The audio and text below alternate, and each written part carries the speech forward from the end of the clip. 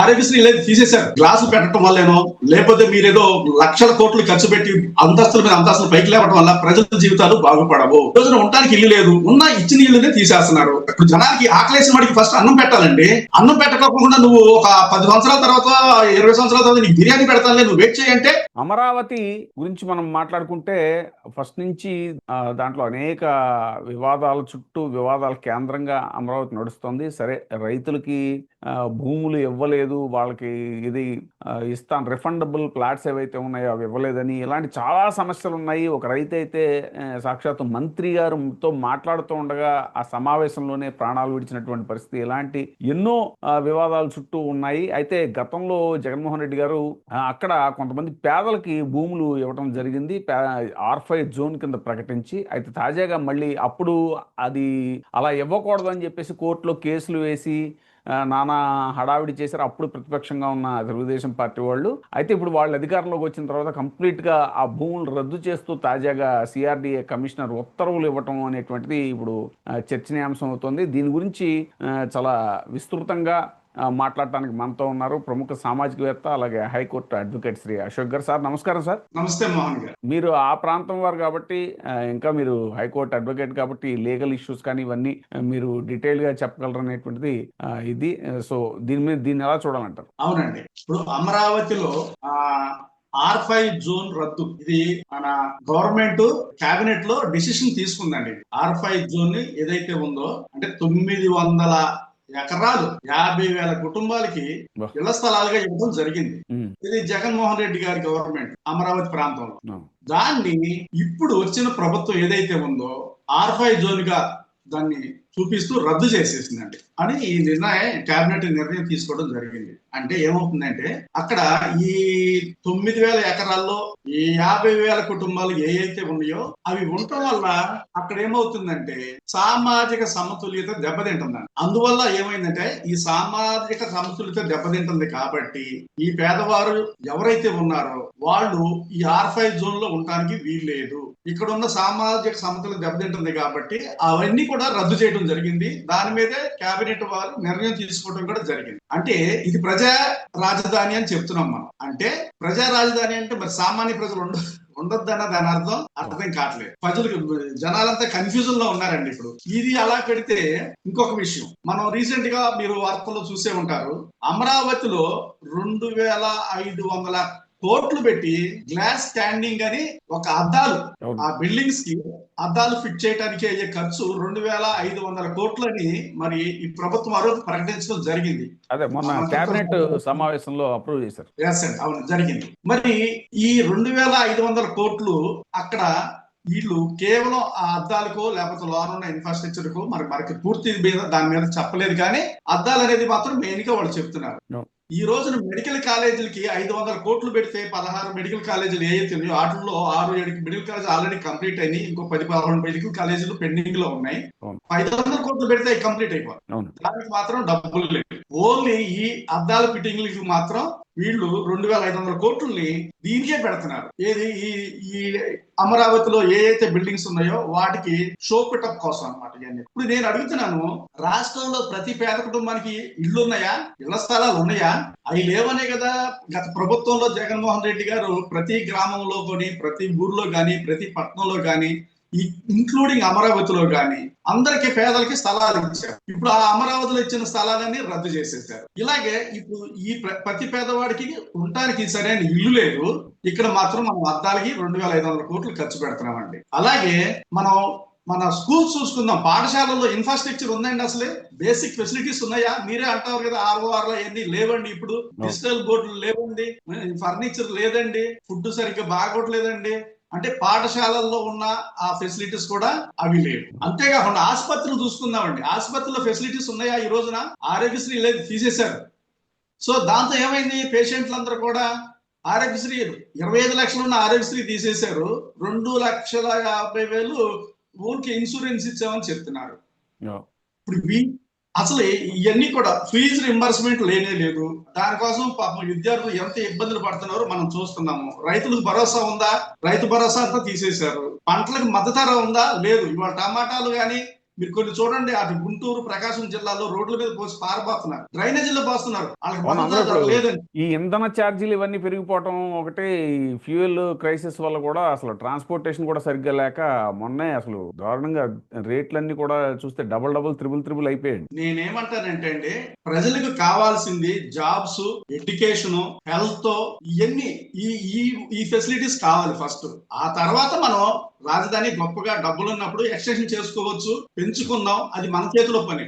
ఏది డబ్బులు ఉన్నప్పుడు చేయాల్సిన పని. కానీ ఇక్కడ మెయిన్ బేసిక్స్ చూసుకోవాలి కదా, ప్రజలకు ఏం కావాలో మినిమం నీడ్స్ ఉంటాయి, కంపల్సరీ నీడ్స్ కొన్ని ఉంటాయండి. ఆ వాటికి గాలికి వదిలేసేసి ఈ విధంగా అద్దాల ఫిట్టింగ్లు పెట్టేసి లగ్జరీస్ ని ఈ విధంగా చేయడం, కరువులో ఉన్న రాష్ట్రం అంటున్నారు, అప్పుల్లో ఉన్న రాష్ట్రం అంటున్నారు. మరి ఈ విధంగా చేత్తో దాన్ని గవర్నమెంట్ వైఫల్యం కాక ఇంకేమంటారు అంటే, ప్రాపర్ అడ్మినిస్ట్రేషన్ ఇక్కడ జరుగుతుందా అంటే లేదనే చెప్పాలి. ఎందుకంటే ఆ డబ్బులతో వేల స్కూళ్లు బాగు చేయొచ్చు, హాస్పిటల్ బాగు చేయొచ్చు, అట్లా అప్గ్రేడ్ చేయొచ్చు, ఈ విధంగా ఎంతో చేయొచ్చు అనమాట. ఇప్పుడు ఇదేదో ఇన్వెస్ట్మెంట్ అంటున్నారు, ఇన్వెస్ట్మెంట్ ఎలాగవుతుంది? వేస్ట్ ఖర్చు అవుద్ది. రాజధాని మీద పెట్టేదంతా ఇన్వెస్ట్మెంట్ కాదండి, అది వేస్ట్ ఖర్చు.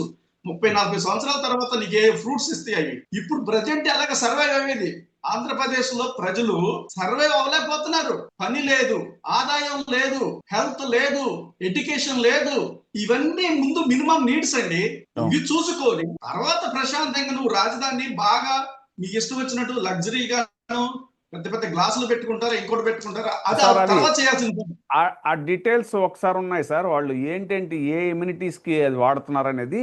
ఆ ప్రభుత్వ కాంప్లెక్స్ లో ఇంటిగ్రేటెడ్ ఆంధ్రప్రదేశ్ సచివాలయం శాఖాధిపతుల కార్యాలయాల టవర్లకి glass cladding, crown, atrium, canopy skylight, column cladding, PV panels, BMU పనుల కోసం 2,540 కోట్లు మీరు ఇందాక చెప్పింది. ఆ డీటెయిల్స్ నేనేమంటానంటే, ప్రజల డబ్బుని వృధా చేయటం చాలా తప్పండి. ప్రజల జీవితాలు వీటి వల్ల మెరుగుపడవు. గ్లాసులు పెట్టడం వల్లేనో, లేకపోతే మీరేదో లక్షల కోట్లు ఖర్చు పెట్టి అంతస్తుల మీద అంతస్తులు పైకి లేవటం వల్ల ప్రజల జీవితాలు బాగుపడవు, రాష్ట్రానికి ఆదాయం ఉండదు, రాష్ట్రం యొక్క ఎకనామికల్ అది పెరగదండి.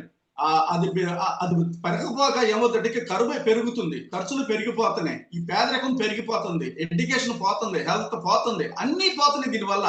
అంటే రాష్ట్రంలో ఏమీ పట్టించుకోకుండా ఒక రాజధానిని మాత్రమే అక్కడ అద్దాల బిల్డింగ్లు కట్టేసేస్తే మిగిలిన పేదరికం అంతా ఎలాగా, మిగిలిన రాష్ట్రం అంతా ఎలాగా, ఆ ప్రజలంతా ఎలాగా?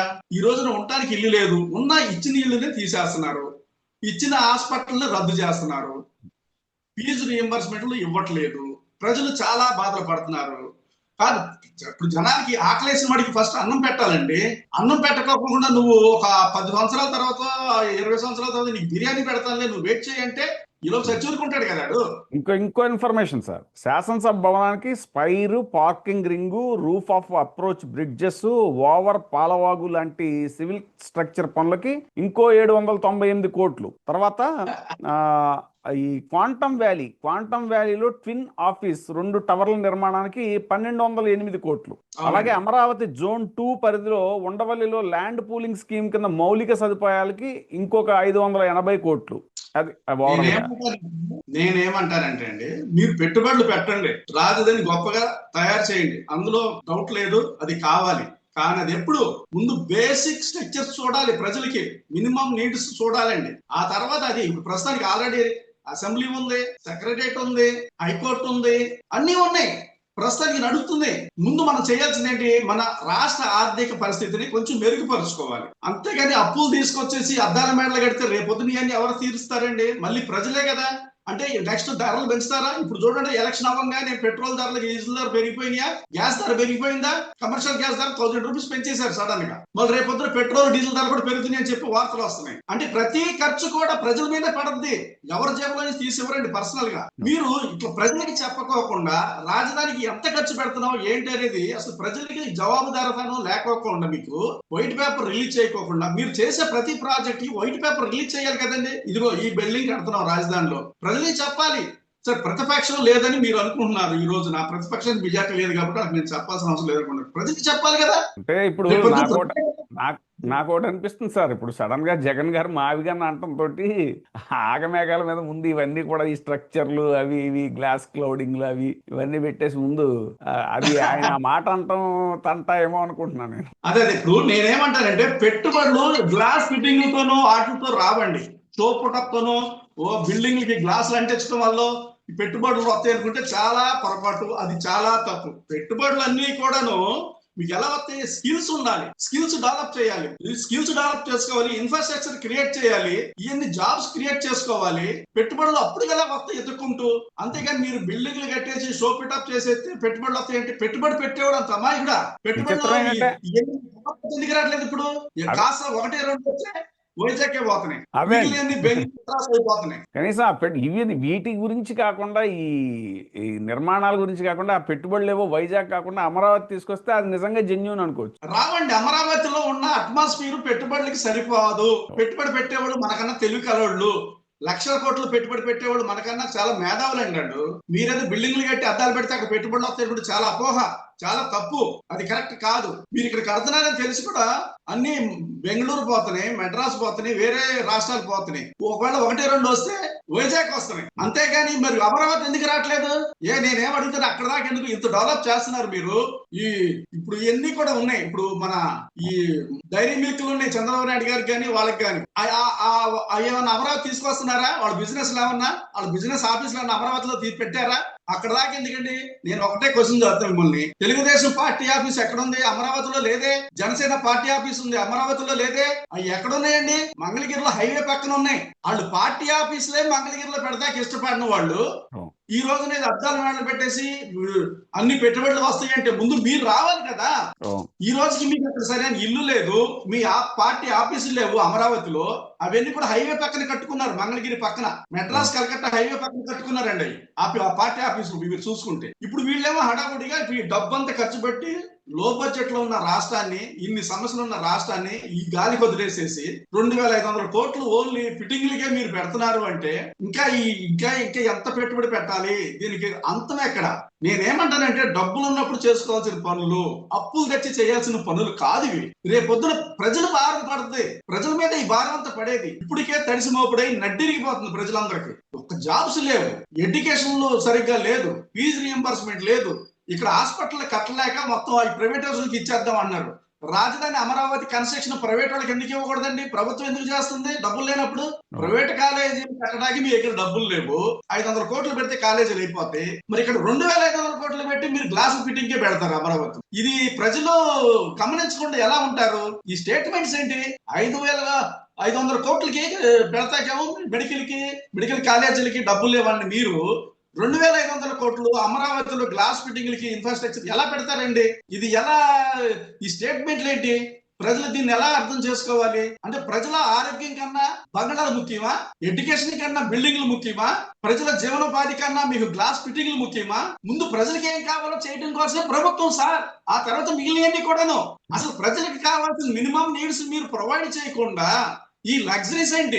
మినిమం నీడ్స్ మీరు ప్రొవైడ్ చేయాలి, తర్వాత లగ్జరీస్ పోవాలి. నాకు తొక్కుకోవడానికి సైకిల్ దగ్గర కాబట్టి నీ కారు కొనిస్తాను 10 సంవత్సరాల తర్వాత అంటే ఎందుకండి వేస్ట్? అప్పుడు ఎవరు ఉంటాడు? ఇప్పుడు ఏంటంటే మీరు అన్నట్టు జగన్మోహన్ రెడ్డి గారు మావిగన్ అనే మాట, గన్ అనేది వదిలేశారు. ఆ గన్ను వెళ్ళిపోతుంది, అసలు లాగట్లేదు. అది స్పీడ్ గా ఎక్స్ప్రెస్ పాయింట్ బ్లాంక్ లో పెట్టినట్టు అయింది.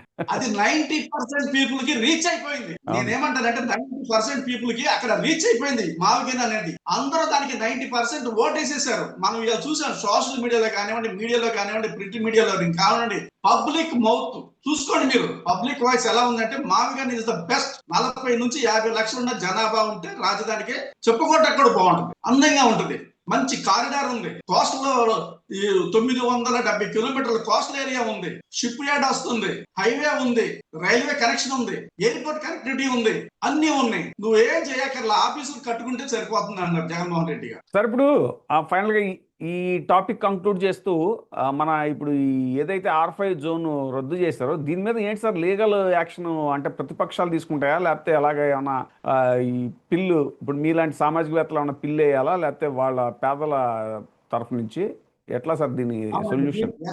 ఆల్రెడీ R5 జోన్ అనేది కేబినెట్ రద్దు చేసింది కాబట్టి దాని మీద కోర్టుకి వెళ్ళే జీవో నెంబర్ అవకాశం 59 అంట సార్ అది. దాని మీద కోర్టు కూడా, ఎందుకంటే పేదలకు ఇచ్చిన ఇల్లు మళ్ళీ వెనక్కి తీసుకున్నారు, మరి వాళ్ళకి ఆల్టర్నేట్ ఎక్కడ ఇచ్చారా అంటే there is no answer from the government. అలాగే సమాధానం లేదు, ఇక్కడ రద్దు చేశారు, మరి ఎక్కడ ఇచ్చారా?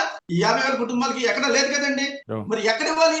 అది చెప్పాలి కదా, ఆల్టర్నేట్ చూపించాలి కదా. అదన్నా అంటే ఊరికే ఎలా ఉందంటే ఈ ప్రభుత్వ నిర్ణయాలు చాలా ఘోరంగా ఉన్నాయి. పేదవాడు బతికే పరిస్థితి లేకుండా పోతుంది. పేదవాళ్ళకి ఇచ్చిన ఇల్లు రద్దు చేయటం ఏంటి సార్? ఇందులో సామాజిక సమతుల్యత దెబ్బతింటం ఏంటి సార్? అంటే వాళ్ళు మనుషులు కదా, వాళ్ళ మనుషులు లేక చూడరా, పురుగులు లేక చూస్తుందా ప్రస్తుత గవర్నమెంట్? ఈ ఎటువంటి సంకేతాలు వెళ్తుంది ప్రజల్లోకి? ఇవి చాలా తప్పు కదా. ఇల్లు లేని వాడి పేదవాడికి ఇల్లు ఇస్తే ఆ రాజధానిలో ఉండడానికి వీలు లేదా? అంటే ఈ రాజధాని అందరిది కాదా, కొందరిదేనా? ఎలాంటి సంకేతాలు పోతుంది? దేవతల రాజధాని, దేవతల రాజధాని. ఓకే, దేవతల రాజధాని. మరి అక్కడ ఎవరు దేవతలు లేరు, దేవుళ్ళు లేరు. ఆ రాజధాని అమరావతిని పెట్టారు. అమరావతి అక్కడికి 40 కిలోమీటర్ల దూరంలో ఉంటుంది. అక్కడ అమరావతి లేదు, విజయవాడ లేదు, గుంటూరు లేదు, మంగళగిరి లేదు. దేనికి ప్రతిదానికి 25 నుంచి 30 నుంచి 40 కిలోమీటర్ల దూరంలో ఉండి ఒక నిర్మాణ ప్రాంతంలో ఒక రాజధాని ఏర్పాటు చేసుకుంటున్నారు. అక్కడికి సామాన్యుడు రాటకు లేదంటున్నారు. ఇచ్చిన గృహాలను కూడా రద్దు చేశారు. అది ఎవరికి? కొంతమందికేనా, అందరికి కాదా? ఇంకెప్పుడు కూడా ఇది ప్రజా రాజధాని అనే మాట వాడొద్దు దయచేసి. ఎందుకంటే అన్ని రకాల ప్రజలు ఉంటేనే అది సామాజిక న్యాయం జరిగినట్లు లెక్క. అట్లా కాకుండా కొంతమందికే కేటాయించారు అంటే అది సామాజిక సమతుల్యత దెబ్బతింటం అంటున్నారా, లేకపోతే ఇంకేదంటున్నారా? ఇంక మీ ఇష్టం కాదు, దాన్ని ఎవరైనా చెప్తారు. ఎందుకంటే ప్రభుత్వం అధికారంలో ఉన్నప్పుడు మీరు తీసుకునే నిర్ణయాలు రేపొద్దున రాబోయే తరాలకి చాలా చాలా ఎఫెక్ట్ అవుతా ఉంటాయండి. దయచేసి గమనించండి. అమరావతి అనేది అందరి రాజధాని అవ్వాలంటే పేదవాళ్ళు, బలహీన వర్గాలు, అన్ని రకాల మనుషులు అక్కడ ఉంటేనే రాజధాని. అది మావికేలో ఉంది, అమరావతిలో లేదు. ఇప్పుడే సబ్స్క్రైబ్ చేయండి, లైక్ చేయండి, షేర్ చేయండి. VTV ప్రైమ్, నీ ఉత్తమాభిరుచుల సమ్మేళనం.